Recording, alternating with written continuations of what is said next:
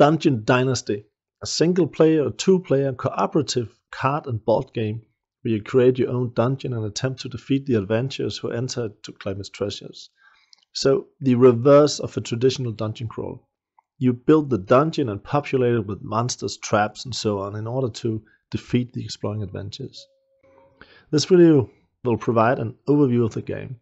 Quick note, this is the playtest version of the game, so minor adjustments might occur.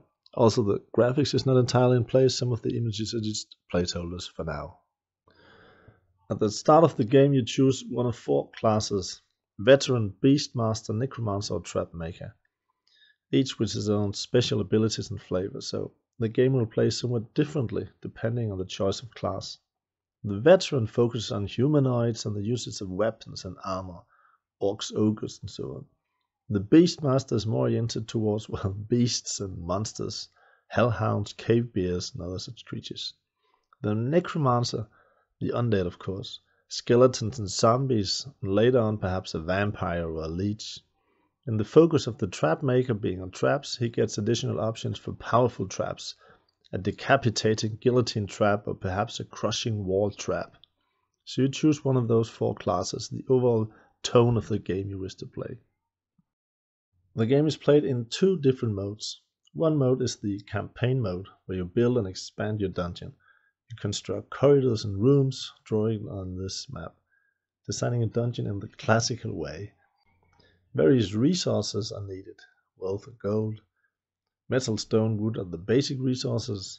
Then there are special resources, corpses and piles of bones for the necromancer to animate, or meat for the beasts to eat.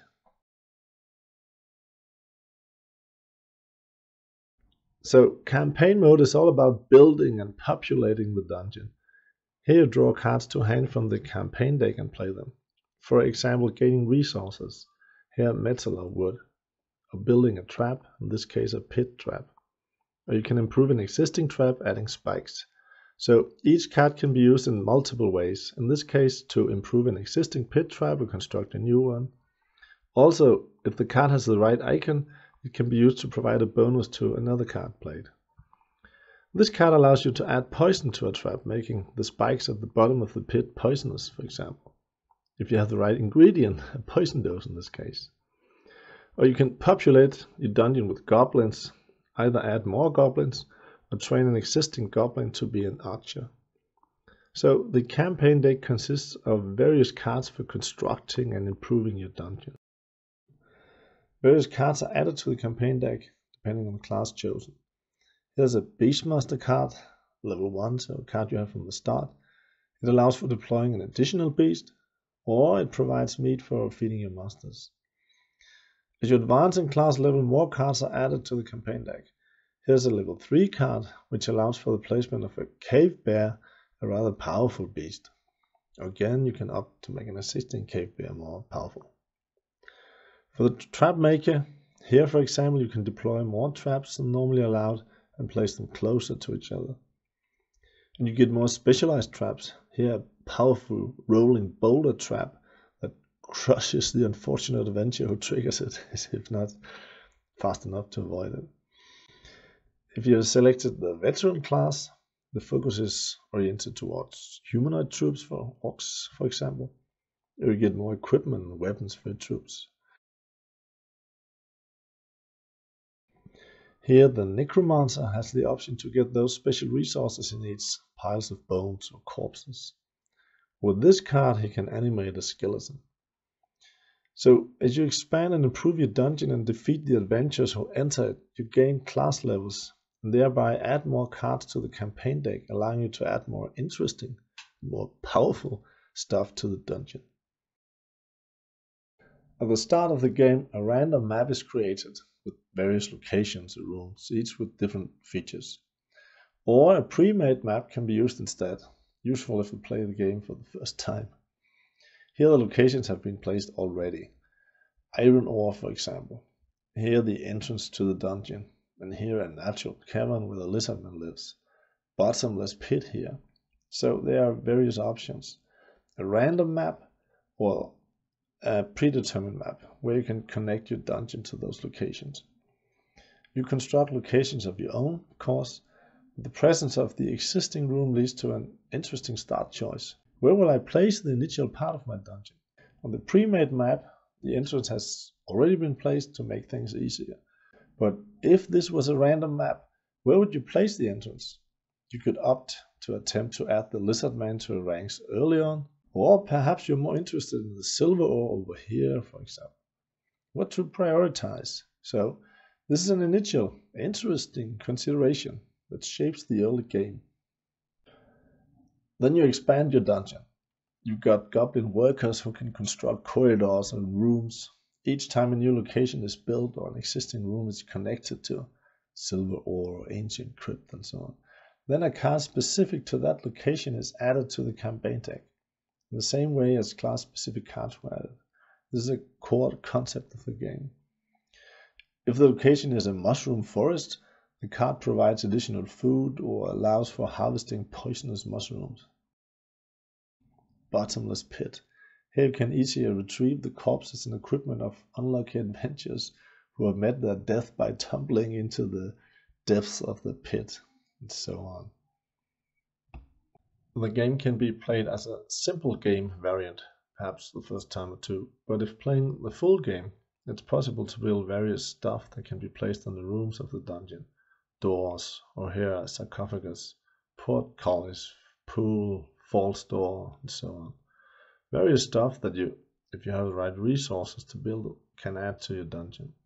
So in campaign mode, you construct your dungeon, add rooms and corridors, and place monsters and traps. Attempt to steer astray the adventurers who enter the dungeon in order to reach the treasure you have placed there. Away from the treasure and instead make them trigger traps and encounter monsters as they do futile exploration of other parts of the dungeon. So a lot of possibilities for creative dungeon crafting. At first the dungeon is fairly small, but as you expand it gets bigger and more complex, and even more deadly to explore. When playing in campaign mode, at first you draw cards to hand from the campaign deck, the green cards we saw before. Then you choose which operations the workers will conduct. That is, you can construct new rooms or corridors, depending on how many workers you have available, sell resources, and so on. So a degree of resource management here. Then you can play cards from hand, and then you must pay upkeep. That's an important part of the game. The more infamous you get and the more guardians you must pay and feed, the more expensive your dungeon is to maintain. So you have to get gold, and preferably also advance in class level and infamy so you can win the game ultimately. This is done by announcing a competition. This can be done at the end of any campaign turn if you so choose. You offer a prize, place a treasure in the dungeon, and challenge adventurers to come and get it. In classical death trap dungeon style, if all goes well, they will be defeated by the traps and denizens of the dungeon, and you can loot their corpses for equipment and valuables. And if powerful adventurers are slain, you will advance in level and infamy. Often you will play a number of turns in campaign mode, playing cards, developing your dungeon, adding traps and guardians, and then, typically, if you are low on gold, or if you find the dungeon sufficiently deadly, you'll announce a competition. By doing this, you will temporarily switch to dungeon delve mode. You place tiles corresponding to the corridors and rooms of your dungeon.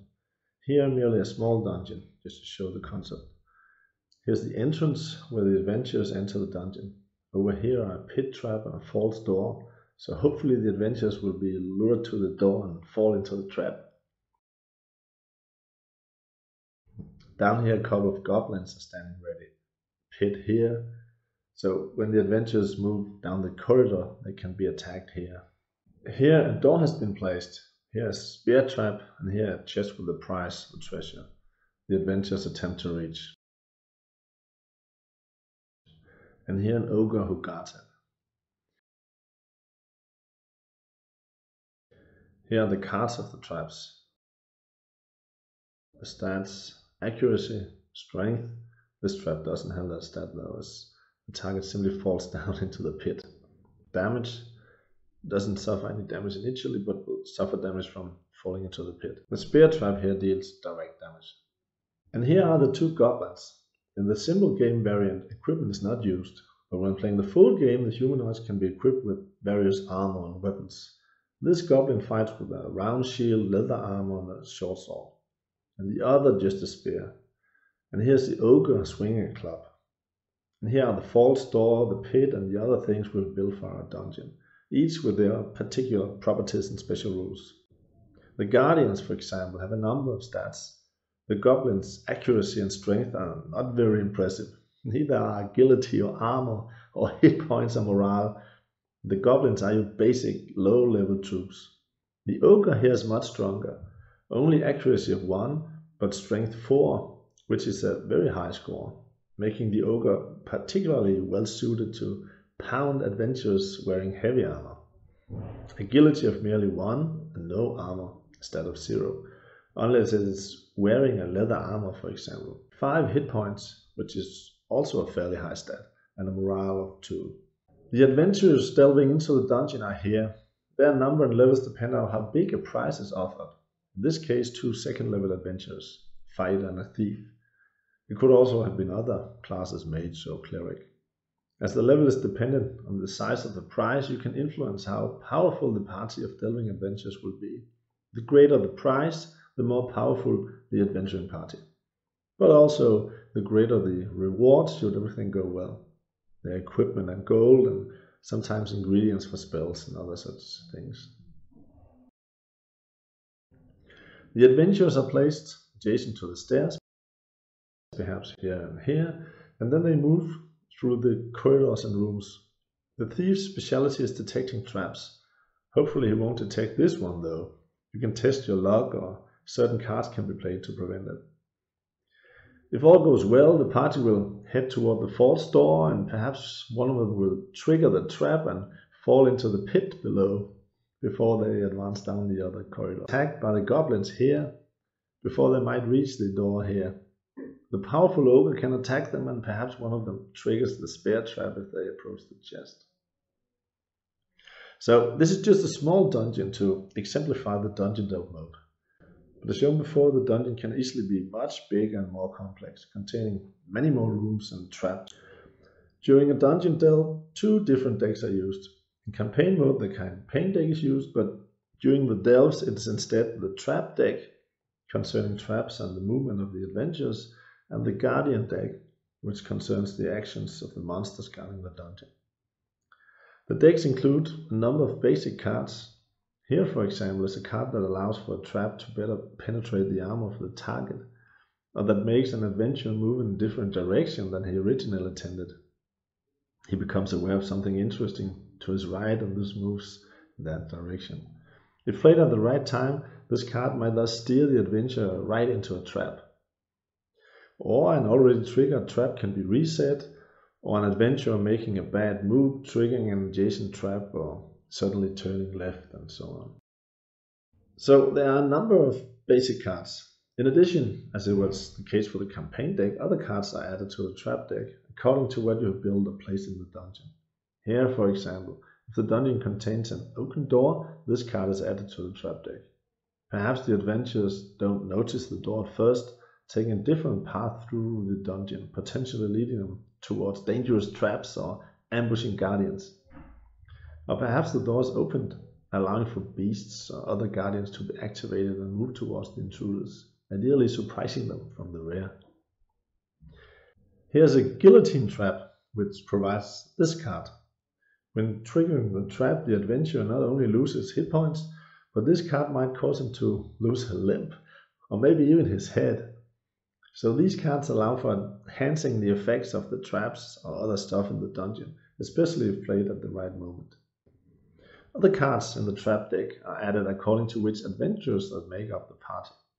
If a wizard mage, for example, participates in the delve, then perhaps he becomes unable to maintain concentration for the spell he is casting and it fizzles.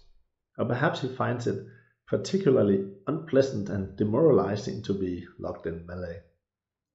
So the cards in the traps deck allow for both enhancing the effects of the traps and affecting the movement and to some degree the actions of the adventurers. Then there's the guardian deck, and like the trap deck, it contains some basic cards. Here, a card that improves a guardian's armor value against an attack. or provides a bit of luck if you're otherwise running out of it. And here the morale of the adventurers is reduced, perhaps making them flee the dungeon. But just the right card can be drawn, matching the equipment of a guardian perfectly and enhancing his effectiveness. All guardians further away can be activated as they notice the sound of combat. Some cards allow for interaction between traps and guardians. Here a guardian is allowed to move through a trapped square without triggering the trap. Like it is the case for the other decks, certain cards can be added to the Guardian deck. If a Hydra, for example, inhabits the dungeon, a card associated with the Hydra is added, allowing it to regenerate a head or focus multiple bite attacks on a single foe. Likewise, if we have equipped this goblin with a weapon, a short sword in this case, the card matching the short sword is added to the deck. Perhaps we have even managed to attract a spellcaster to the dungeon, like this leech, leading to powerful spells being added to the deck. So the trap and guardian decks are used during dungeon delves, allowing to affect the exploration and tactical combat occurring during the delves. One's hand is limited to only 3 or 4 cards from each deck, so an important and sometimes agonizing part of the game is to decide whether to play or discard a specific card now or keep it for optimal use later on, as you foresee that just the right situation for playing the card arises in a few turns, but thereby not making room for other cards, risking unpleasant discards. An example of how meaningful decision making is a core aim of the game. So in this way, the decks are expanded according to which traps and other stuff have been constructed and which guardians have been added to the dungeon and which equipment they use. Thus, the game has an important deck building aspect. One of the great strengths of the game is its replayability. Not only did we see the different classes, each with their own unique attached cards gains as you advance in level, providing variety to the game. There are also many different traps that can be constructed. Classics, such as the pit trap or spear trap or a crossbow ball trap. Perhaps a snake is placed in the treasure chest, attacking when the chest is opened, or a skeleton raises from a sarcophagus. Or maybe the adventurers can be slided into a nearby pit. Flames, or a portcullis that separates the adventurers from each other, making it easier to deal with them. Monsters hidden in a pit, the guillotine trap from earlier. And here are some of the larger traps, an entire corridor that drops, the boulder that rolls over unlucky adventurers causing much damage, and the lethal crushing wall that simply crushes to death everyone in the room. And likewise, there's a lot of miscellaneous stuff that can be built and placed in the rooms of the dungeon. Doorways to steer the adventurers in a certain direction, various doors, even massive bronze double doors, a lock for a door preventing the adventurers from opening it, portcullises, or other types of contraptions that hinder the path of retreat and lead them to trigger traps. Pits can be dug, a sarcophagus hiding an undead, or perhaps you have hidden the treasure here, and more specialized stuff. A pool containing poisoned water for the adventurers to drink, or perhaps it contains healing water for your own guardians. And of course a chest storing the treasure. And likewise a lot of different guardians and an entire deck of attached cards that are added to the guardian deck as the guardians are placed in the dungeon. Humanoids, goblins and orcs, lizardman, minotaur, hill giant, and so on. And the undead, from the iconic animated skeletons and zombies, require piles of bones and corpses, such as the corpses of slain adventurers, to ghoul, white mummy, vampire, spectre, up to the leech, the powerful spellcaster. And the beasts, again the iconic ones, giant rats, hellhounds, and the more unusual monsters, gelatinous cube, carrion crawler, displacer beast, chimera, and finally the mighty dragon. So a wide range of different guardians, Depending on which class you choose at the start of the game, different types of guardians will be more or less common in the dungeon. As mentioned earlier, the veteran specializes in humanoids, the necromancer and the undead, of course, and the beastmaster in, well, beasts. As already shown, the guardians are represented by standees during the tactical combat and movement of the dungeon delves. Lots of different weapons and armor, again each with its own attached card, from melee and ranged weapons to various shields and armors, and magic items, looted from the corpses of the most powerful adventurers. Many different adventurers who delve into the dungeon, varieties of the classical archetypes, mage, fighter, thief and cleric. Paladin, for example. Barbarian. From the inexperienced apprentice to the powerful archmage. And like the guardians, they are a standee for each adventurer for use during the dungeon delves. And locations as well, a number of different locations to include in the dungeon. So there are several different types of cards and associated decks. A deck mat is used to organize the decks. Here's the mat for the simple game variant. And with the decks, workers, classes, and the many attached cards of each deck, locations, adventures, traps, and guardians. And here the deck mats for the full game. Several other types of cards have been added. So here we have all the different types of cards. Some for constructing and developing your dungeon, and some for the tactical combat of the delves, and the associated cards for campaign deck, guardian deck, and trap deck as appropriate. Dungeon Dynasty is a somewhat complex game. Once one gets a grip of it, it runs fairly smoothly though. Player aids showing the turn sequence are a big help, for example. The rulebook is about 30 pages. Playing time is a couple of hours for the simple game variant, perhaps 4 to 8 hours or more for the full game, and even longer for the extended game, a variant for those who wish to dig deeper into the endgame content. Fortunately, it's very easy to save the game, that is, to pack it away and continue playing at a later time. Each game of Dungeon Dynasty can be played as a standalone game. You may also wish to play a series of individual but connected games though, building an entire dynasty, a Dungeon Dynasty. Then some magic items gained can be kept from game to game, and some of the adventures slain are gone permanently. They don't return in future games of that dynasty.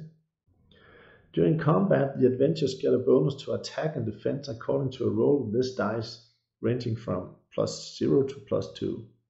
When playing dynasty games, a different die is used.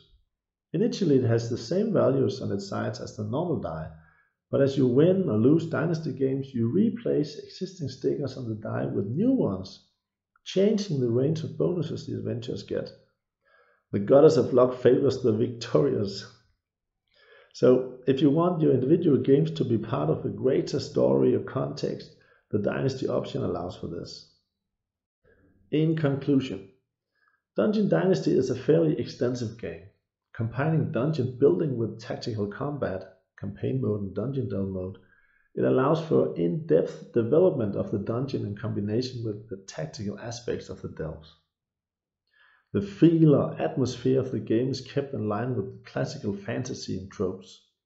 The game is not aiming at building an all-new world or setting, distancing itself from the classical tropes, but instead at the feel of dungeon craft, tactical combat, and the meaningful choices within a well-tried framework. The meaningful choices are a core aspect of the game, as are the creative decisions of the dungeon crafting, and not least, the cooperative aspects. The game can be played as a single-player game or as a two-player cooperative game, with shared decisions on the overall design of the dungeon and one player taking care of the traps and the other the guardians doing the delves.